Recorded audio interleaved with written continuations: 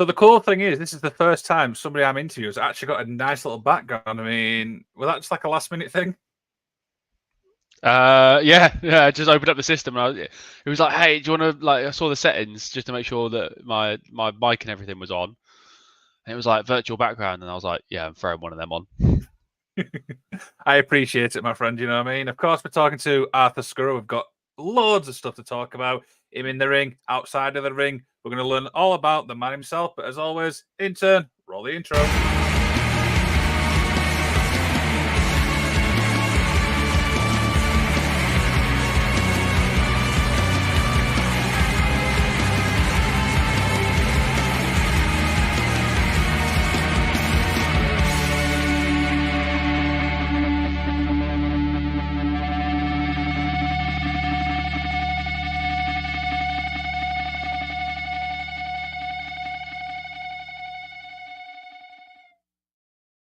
So we were meant to record this, I think it was last week, but of course you had a Ed Gamble gig to go to. How was it? Oh yeah, he was fantastic. This is why I'm not trusted to look after my own diary.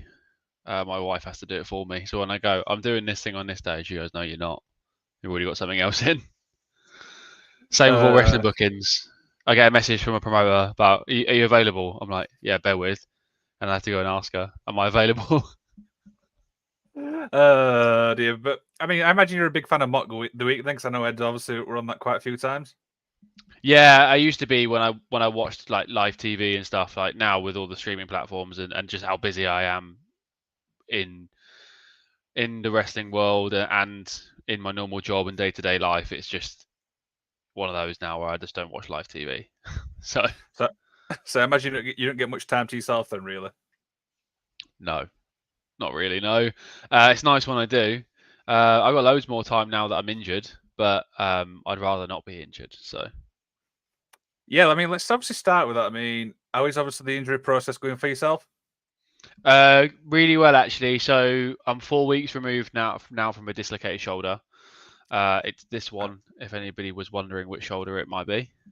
Luckily, my weaker side, so I'm right-handed, so that means that I can still work and sort of do most things. Physio, I'm on session 2 now with a physiotherapist. Had a hospital appointment yesterday morning, so yeah. I'm lucky. It was a very clean dislocation. Shoulder popped clean out. No muscle tears, no muscle damage, no bone cracks or fractures. So they could just reset it and send me on my way. And now it's just about rehabbing it and getting it back. So timescales are varying week to week depending on how well it's going. Okay. So I imagine that's frustrating, obviously, for yourself, because I know this is something you really enjoy doing, and obviously injuries happen and stuff. So I imagine there's a lot of like frustration from yourself a little bit. Yeah, there's a few. I suppose for me, it's one of those ones that I'm frustrated in how it happened because it was a very. I mean, everyone says this already. It's the really silly things that get you. It's a middle rope crossbody that where it happened. Still don't know what went wrong with it. I think it was just a bit of a harder impact. I don't know. Adrenaline carried me through the match or through as much of it as I could do because I managed to reset my shoulder myself in the moment. So I landed. I popped the shoulder back in and went, well, that feels okay. Let's carry on. And we got to the latter portion of the match, and it just decided to drop out of place again. Luckily, I was in the ring with the very experienced and incredible Michael Oku, so he quickly was like, "Right, let's get you out of here." And I managed to get tag myself out and go and get medical treatment straight away. It is frustrating. So it's frustrating because that happened in the first place, coming up to just shy of 1 year of making my in-ring debut as well. So didn't really get to celebrate that in the way I wanted to. I wanted to have that weekend to be wrestling. All the weekends either side of it anyway, because I was actually away for the time where it would have been my sort of anniversary. There's several great shows and matches that I missed out on and I'm going to miss out on over the next few weeks. Potentially there's a debut at a brand new promotion that's might get impacted by it as well. So again, yeah, there's a lot of frustrations with it, but it's a heavy impact sport, entertainment industry. So injuries are to be expected, and I've had a few. They've just been minor, pulls, bruises, bumps, nothing too tragic. The dreaded concussions, luckily, I've avoided so far. But yeah, lots of frustration. But the only thing I know I need to do now is to make sure that it recovers well, it's strengthened, and I'm back. And when I'm back, I can do everything that people have started to sort of enjoy watching me do. Awesome. And just out of curiosity, who makes obviously that decision that you can go back in the ring? Is it yourself, or is it obviously like a medical professional? I'm just curious.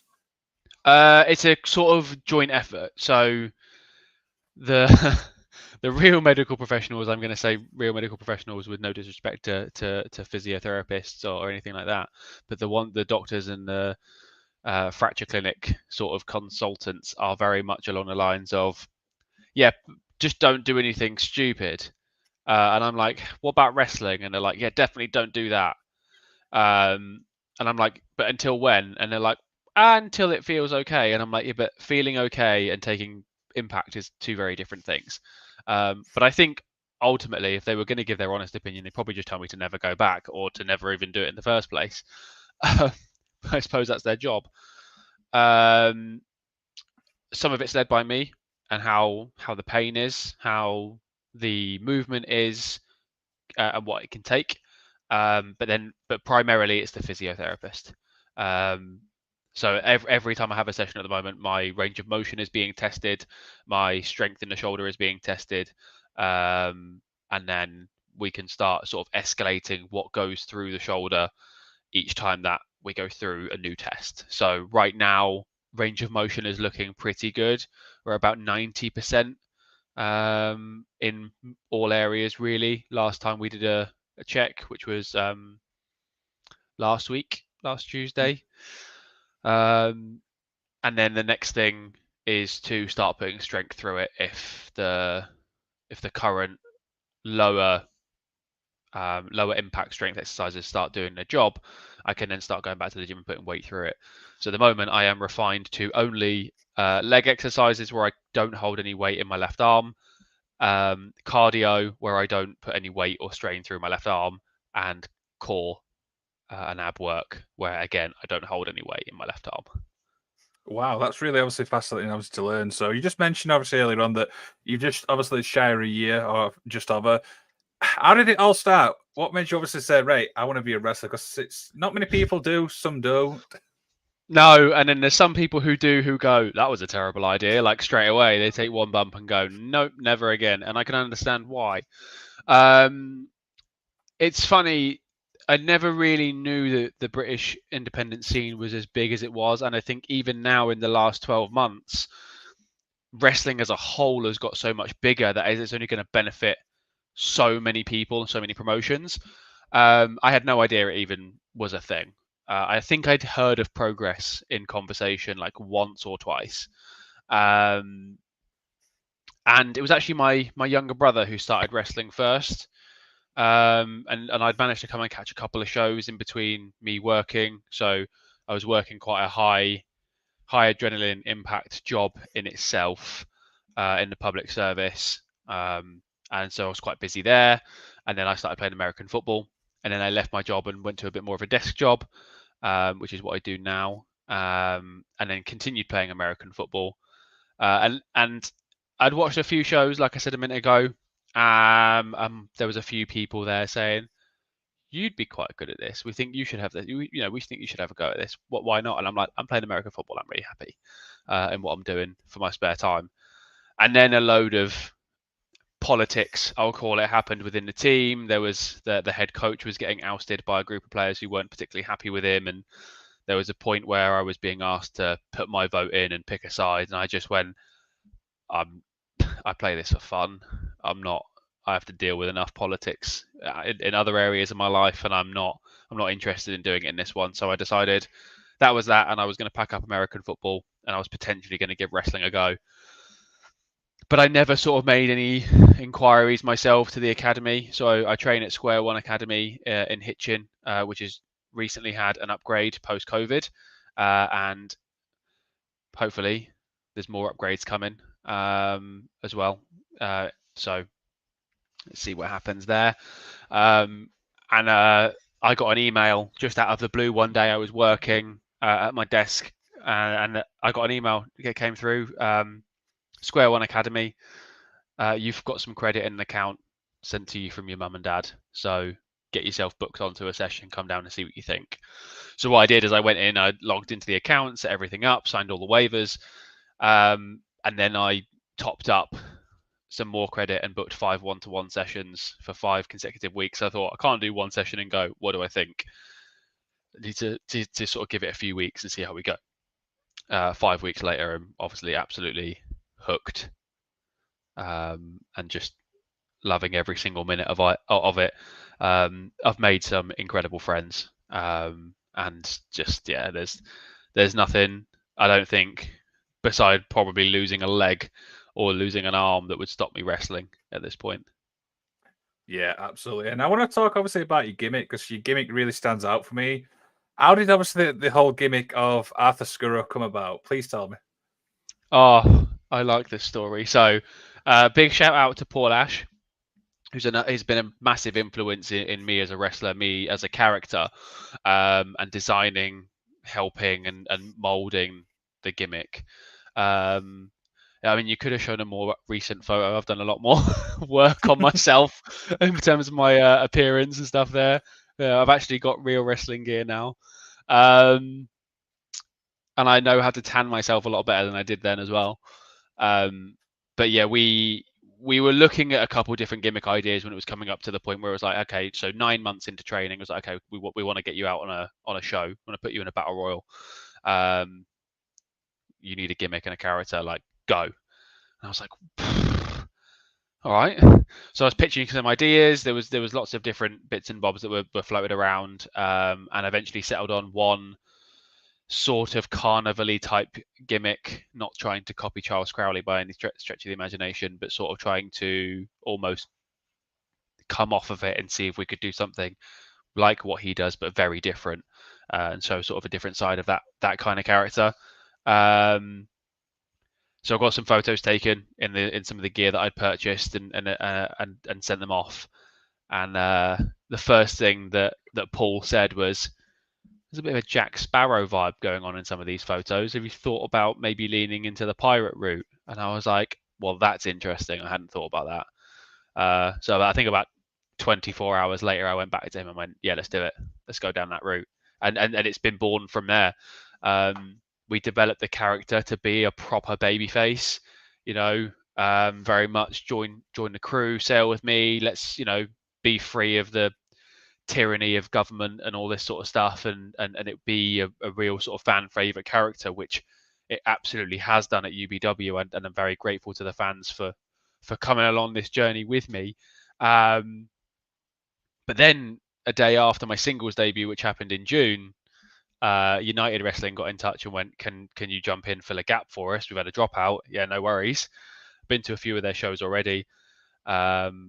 Really love watching them as a fan and helping out as well when I started wrestling. And they brought me in and said, oh no, we need you to be a heel today, and had never considered this character as a bad guy.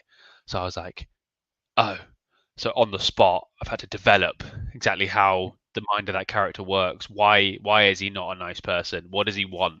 How does he act? How does he look in comparison to being a positive vibe versus a negative? But that's the sort of, the character sort of started around sort of March, April last year before the debut, and then immediately I had to sort of think on the spot to develop the other side of it. Absolutely. And do you prefer face or heel if you had to pick? It's really hard, because normally most people have a preference, and I really don't. I'm more than happy to do either. I lean more towards the face, and that's only for one reason, and that's I've worked more matches and worked more shows as a babyface than I have as a heel. So I'm personally a lot more comfortable with everything that I do within that sort of bracket of a character. But I wouldn't say that I dislike being a heel. It's just it's not as refined yet as a character or as a move set or like behaviors and stuff. Whereas the babyface stuff is starting to come way more naturally because there's just more reps there. Wow, awesome, awesome. So one thing that obviously caught my eye, obviously with yourself, and obviously one reason I wanted you on the show was your in-ring style is really, really great. Talk about obviously developing basically your in-ring style. Uh, this is a question I get asked a lot. Like, who have you based yourself off of? Is there any sort of influences and things like that? And there isn't really. I have a lot of wrestlers that I absolutely love, and people will notice that I have stolen a couple of Baron Corbin's moves. Sorry, but they're good moves, and I'm going to take them. So a lot of it was basically down to what can I do and will this look good is sort of how I started throwing moves in. And I've learned way more moves than I use in matches because sometimes I use it once and go, didn't really feel great, didn't really look great. I'm going to put something else in. And now what I want from my move set is for unpredictability. Something where someone goes, oh wow, I wasn't expecting that, or that was really cool. Everything's fluid. So there's a bit of there's a bit of power moves in there. There's slams and there's Falcon arrows and Samoan drops and that's that sort of stuff. But then there's also your middle top rope crossbodies, springboard crossbody, springboard drop kicks, frog splashes. And I'm 6'4" and just under 100 kilos, so not many people are expecting me to be throwing myself around the ring as much as I do. So I just sort of wanted the frantic energy of what you would expect a pirate to do in the ring to come across in the style. You really don't know what's going to come out next. There's an element of making that decision on the spot in the character's mind of not really going in with a bit of a game plan and just sort of making things up as he goes along. And a lot of that is what I'm trying to show when I'm wrestling that way. There's obviously a more methodical pacing as a heel and a bit more dominance. But as a babyface, it's very much like, I just got out of that one. And that's what, as a piece of art in a way, I kind of want that subliminal messaging to be clear, or as clear as I can make it. Awesome, awesome. So I was looking again, obviously, for your Twitter and stuff, and a couple of people you've obviously worked with is Artemis and Adonis Payne. Now we've had obviously Adonis on the show. What are these guys obviously like to work with? Incredible, like to train with, to journey with, to watch them even from the sidelines. They are a lot more experienced than I am. They are multiple time champions, tag team, and Adonis Payne with a singles championship, and Artemis with a recent, although unfortunately short-lived, singles championship win at United Wrestling. They are both decorated and absolutely well deserved, and it's not just in the ring; it's outside of it too. It's they are both phenomenal at giving advice, talking to people, training with. Yeah, there's I couldn't say enough good things about them both. And I have to sort of say good things about Adonis Payne because he is the younger brother that I was mentioning earlier. Awesome. So for people obviously not familiar with United Wrestling, give people a little insight obviously about the company as a whole. So United is I would say a more sort of like undergroundy type promotion than you'd normally used to. It's not your typical family friendly vibes. It's a very family friendly promotion, but they do warn people that there is swearing, there is a bit more violence than you're used to on like a normal advertised family friendly show. So I've worked at Kapow shows, UBW, Sacrifice, a lot more sort of in the family friendly area. Future Wrestling as well, a lot more family friendly. Whereas United just has that slightly more gritty nature to it. They bring in talent that fits with their style. They bring in talent that fits with their locker room, and they just hold their shows in breweries, which is just fantastic. I mean, I don't know if Mike Baker's watching, but I know one of his favourite lines is "Wrestling and beer. What more could you want?" That is a brilliant line, by the way. I'm going to be Yeah, honest. it needs to go on a T-shirt. I know that the new one coming out says, I think it says "Welcome to United, bitch" or something like that. And I think that was a line from Simon Quest. And I apologise if I'm not supposed to be swearing. We don't mind But swearing, mate, my friend. oh, good. Because I am a potty mouth at times. And then I still think the next T-shirt should be "Wrestling and beer." Yeah, I'd definitely buy that because I think that's basically a great combination. Yeah, that's literally every WWE pay-per-view for me. Yeah. AEW or WWE? I watch most of AEW's stuff via TikTok or Instagram Reels. I don't sit and watch it, and it's not because I don't want to or because I'm a tribal fan of WWE. I find the product at WWE a lot cleaner at the moment. That's where I'll sit and study and watch. And to be honest, if I wanted to sit and try and consume all of the weekly episodic wrestling shows that happen, I don't have enough time at the best of times to catch up with WWE alone, let alone if I wanted to throw in like AEW and TNA and anything from New Japan as well. So I think I just had to stick with one, and the one that I'm on at the moment and that I'm really enjoying the product is WWE. So I'll stay with that until something changes. Whenever. Yeah. Awesome. So, who's some of your obviously favorites from WWE? My all-time favorite wrestler is Triple H. I think Triple H was fantastic. Current favorites, Ilya Dragunov is just phenomenal. And if people aren't familiar with him because they didn't watch NXT that much or anything else, they need to go back and watch some NXT because this guy's insanely good. I think Montez Ford is incredibly underrated as somebody who is full of charisma and just has incredible athletic ability. And yeah, but Rhea Ripley, I think, is probably one of the top people I enjoy watching at the moment. Either her or Gunter, Walter, whatever the preference is to call him. I just love simplicity. Simplicity executed really well is better than any Canadian destroyer you can ever do in a ring. I think it's more impactful, and that is not a dig at anybody doing Canadian destroyers. I love a Canadian destroyer. Please keep doing them in matches if you want to do them, but there is something about simple wrestling executed with the right timing in the right way, and Gunter is the epitome of being able to do that. What do you think to him winning the King of the Ring? I like it in the way that he beat Randy.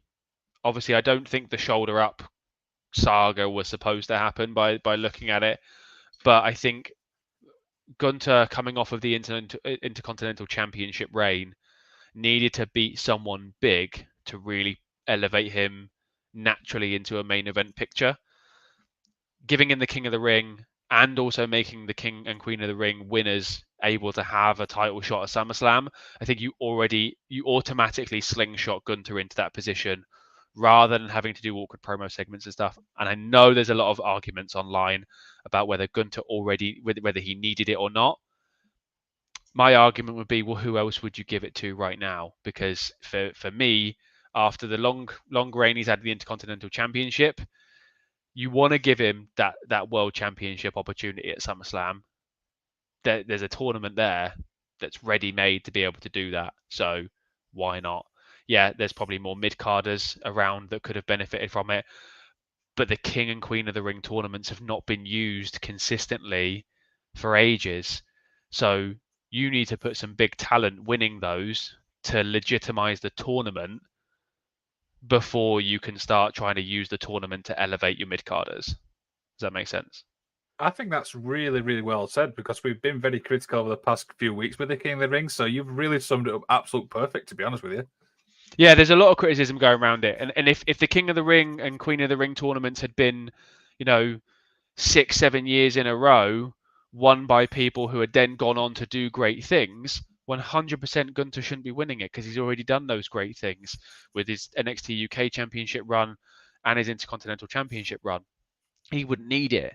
But actually, I think what WWE needs to do more so is to strengthen the view of the tournament first before you can start using the tournament to push anybody else. I think that's well said. I might even clip this and obviously use it this week because that's really, really summed up perfectly. So earlier on, you obviously spoke about Charles Crowley. Now, the good thing is you obviously got to wrestle the man himself. How the hell did this all come about? I have a mixed relationship with Charles Crowley. Before our match, I had a lot of respect for him. Afterwards, he was not very nice to me. But unfortunately, that match didn't go through. So this is sort of like the string of bad luck in wrestling that I've had recently, and happens to be when Charles Crowley is involved in my matches. I will also just go on record to say what an incredible talent Charles Crowley is. He is one of the country's absolute best, one of the nicest people backstage, so willing to give you advice and to help you out and to just have time for you. And yeah, just overall, just brilliant person. In kayfabe, however, I wouldn't be saying that. No, so yeah, that match unfortunately didn't go very far. There was an issue in the match. I unfortunately lost consciousness, so the match was cut short. We did manage to salvage a segment out of it, and then the next time we were trying to push the story of me and him at UBW on a little bit further. That's the match where I dislocated my shoulder. So there's still a story to be told between Charles Crowley and Arthur Skurro. Is it definitely redemption for you then with Charles? It has to be. I think I need to prove that getting in the ring with Charles Crowley is not a curse for me, for one, but also just to test myself against someone like him in a match and to be able to sort of stand toe to toe and look, that's got to be an achievement for such a short period of time in the ring. There you go. So hopefully stay tuned. With Charles Crowley, Arthur Skurro is definitely coming up. I guarantee it. So for people obviously fans of yourself, what do fans not know about Arthur Skurro? Oh, that's a great question. I don't know. With the internet now, you can find out anything, can't you? Yeah. What don't they know about me?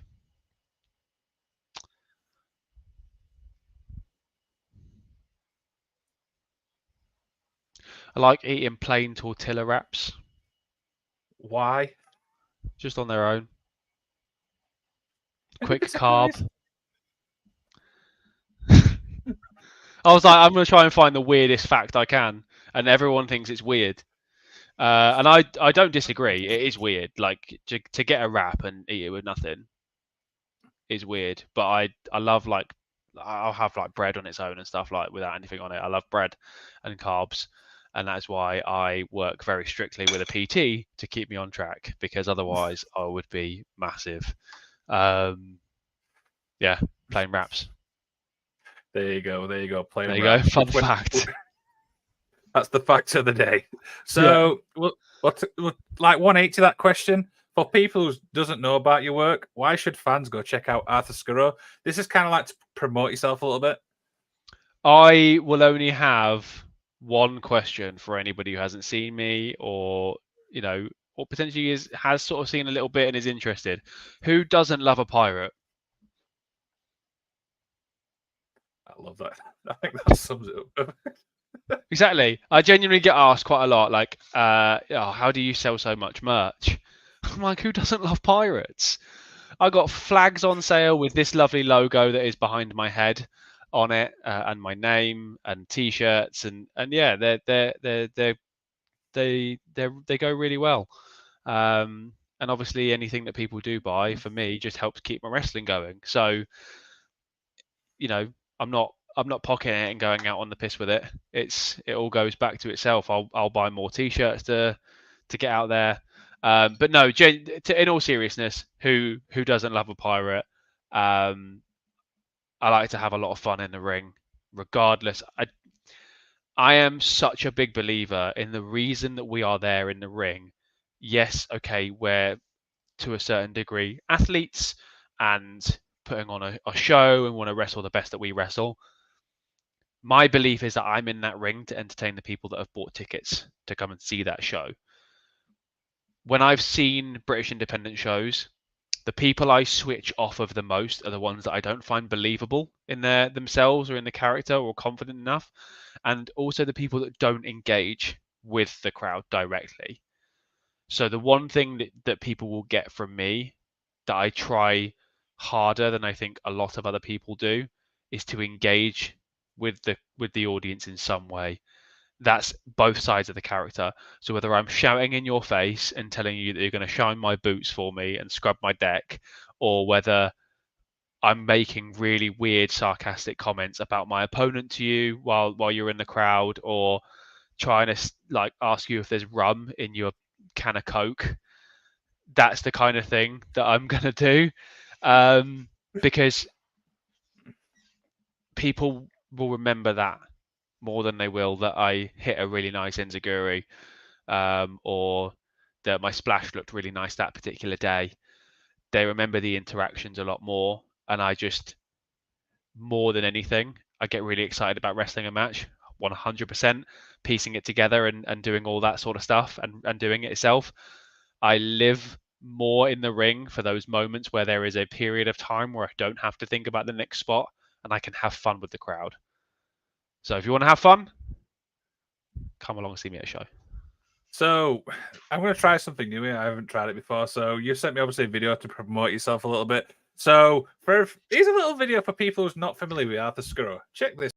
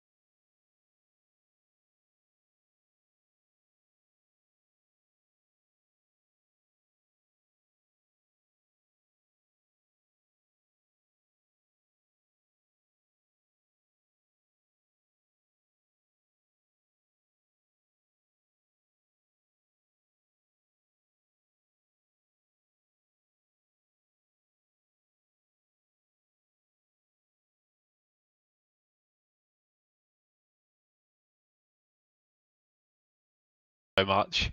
I look like a hero in some of the clips. um, Big shout out to Hustle Malone who took all my footage and created that MV for me, for which was my end of year wrap up / sort of hyping up for 2024.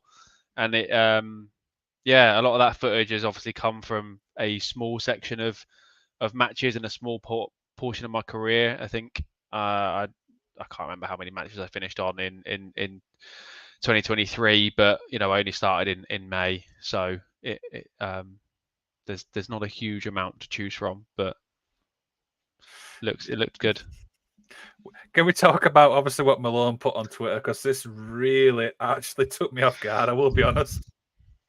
I've got the clip here. I've got the thing here, so we can have a listen. Well, sorry. So tomorrow I chat with Arthur Skurro. Does anyone have any questions for the man himself? Hustle, yeah. How many grapes can you fit? And what did you respond with?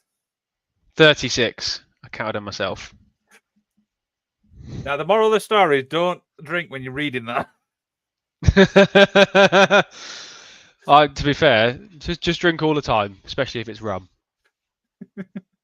But honestly, that everything on Twitter, that really was brilliant. It was so fun. I thought it was somebody like taking the mic. Then I realized, oh, it's a natural wrestler. Oh yeah. That's hustle. The most unserious man in British wrestling, and it is a breath of fresh air.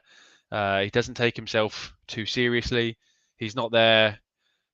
He's not out here trying to graft for booking after booking after booking at a place. He wants to make sure that his impact on a show is worthwhile, and that he's going to get something out of the show and the opponent that he's working with as well. So he's selective in what he takes. He obviously he promotes Sacrifice Pro Wrestling in Bedford as well, where I've been several times now, which is just a fantastic promotion. It's all for charity, so it's a non-profit. Well, it's not even non-profit at all. All proceeds from the show go to charity, every single show. So fantastic promotion. He's so creative with storylines, creative with his content. And if you've never watched a Hustle Malone promo, please go and check out his socials. The man is just so good at promos. It's not your basic thing. You're going to be confused for quite a long period of time watching the promos, but you remember him. There you go. So a few little more questions we begin to wind down. Obviously, the goal at the moment is to get obviously back healthy and stuff like that. But what's the goals beyond that? I just want to be in as many new places as I can. I love what I do. I think that the product that I can bring to any promotion is worth people booking it. I'm not very expensive right now because I'm still very new. But no, for me at the moment, it just on a sort of a serious note, it's mainly just about development. It's still developing. I feel like I've got to a point now where I need to be tested to be able to push and develop. There is a lot you can do in a training ring. There's a lot you can do in a training scenario, but there is nothing like being in front of a live crowd and not having the chance to say, let me just do that again because I wasn't happy with it. You have to just go and learn from that experience of, okay, what went wrong and how can I make that look better, or how could I have dealt with this situation any better? And that's all I want to do at the moment. So you know, it's just about getting those opportunities, and those opportunities are coming. Those messages are coming in. Like I said, I've got two debuts already lined up for later on this year. Unfortunately, one of them I might have to cancel just if the injury's not quite where I need it to be, because it's a short window between now and that next show. But I want to try and break into the north a bit more. I think the furthest I've been up so far was with Future, and that was in Mansfield. I know there's more short shows that happen in the north of England that are doing great. I want to try and get to Wales. I've been and trained at New Wave in Newport, which is just fantastic. I've gone and trained down at ASW South with Joel Redmond, which is fantastic. Again, these are all things I'm trying to do for my development. There's PPW that I want to go. I want to go do New Wave West Midlands, and there's training schools all over this country that I want to visit to be able to just keep sharpening my skills, and then hopefully the other opportunities sort of start coming through with that as well. That's the plan. What about opponents? I mean, I imagine you've got some people in your own head you'd like to obviously face. You've obviously faced Crowley. Yeah, that's obviously, we know obviously the story with that. But anybody else? There is genuinely quite a lot, and I'm not gonna try and get into the business of rolling out names, because I'll miss somebody and I'll get a message from them saying, "Hey, why did you not mention my name in that podcast episode that you did?" And I'll have to be like, "Oh, I'm really sorry, I just forgot," and then they'll be like, "Oh, I'm easily forgettable, am I?" But there is, I will sort of go down the lines of saying that I've been in the ring now with Alexis Falcon, who is fantastic, And again, that was the match where I had a dislocated shoulder. I would love to get back in the ring, either on the same side of or opposite Alexis Falcon. She's absolutely fantastic. Michael Oku was on the other side of that ring, as I mentioned earlier as well. Again, the injury happened a lot earlier into the match than I would have liked it to. I'd like to have more opportunity with him in the ring. Cy Gregory was also in that match as well. So I just sort of want to go back through those guys and be able to give them more of me, of what I can do in those matches. It's hard to not get into the business of apologizing when you get hurt, and I very much did that when I got hurt in the match. I apologized to everyone that I couldn't finish it, and everyone was saying you shouldn't be apologizing. You got hurt. You were looking after yourself. That's absolutely fine. But there is still a part of me that just wants to sort of get back in the ring with those people, and be able to either have a match or have another tag or whatever it is, just to be like, I can get through a match, I promise, to a certain extent. I would love to go back against Adonis Payne. There's a lot there. There's a lot we can do. Yeah, there's so many people I see across the country that are absolutely smashing it. That I'm like, oh, I'd love a match against them. And so many of my sort of friends and people closer to home and closer to the shows that I do, that again I would sit there and go, absolutely love a match with them. But I'm not going to list any more names, because like I said, I'll forget someone and they'll get upset. Okay, this has been an absolute really, really fun chat, Arthur. So much, obviously, taking the time to talk to us. One final thing before we do our outro. Is there anything you'd like to plug, my friend? At the moment, I am not earning any money from wrestling. So if you want any merch from me, please check out my socials. I'm happy to post. I normally don't charge for postage, depending on how far away things are. But we can talk about it. So if you're looking for a t-shirt or anything like that, give me a shout. If you want to just hit me up and have a chat, I'm normally available most of the time on my phone. Come and see shows at UBW, Future, Sacrifice. Please hit a Sacrifice show up, especially if you want to support a charity and watch wrestling. United, if you want wrestling and beer. There's so much more to come.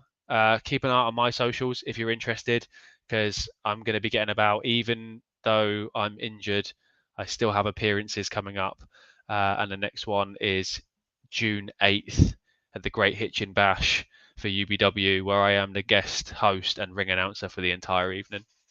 Oh, stay tuned for that. So obviously we've got a couple more interviews lined up. On the 3rd of June, we've got Vucic, who's obviously returning. He's done some incredible stuff. On the 13th of June, I speak to obviously Mark Mathers. Again, he's obviously doing some stuff obviously for Wrestling in Newcastle. And of course, the Magic of Wrestling is back this weekend as we talk about fan interactions with a special guest, Kirsty Liv, who's been on the show before. So we'll end the show on this. Fan interactions, is anyone memorable for you? Could be good or bad. Yeah, I rolled out a move that was shown in that MV earlier. I caught Ricky Calvé off a crossbody, and then I rotated and threw him up into a suplex. I looked straight at one of the fans in the crowd who had said, wow. And I went, have you ever seen anything like that before? And she said, no. And I just went back and went, neither have I, and just carried on. And it stuck with me as one of my favorite moments in a match to this day, because mainly I just made myself laugh. That is brilliant. Yeah, we're going to be talking obviously about fan interactions. Could be good, could be bad. We're not sure yet. Any final words from Arthur before we head off? No, drink more rum, be like a pirate, and come see me at a show. There you go. Thanks for watching, guys.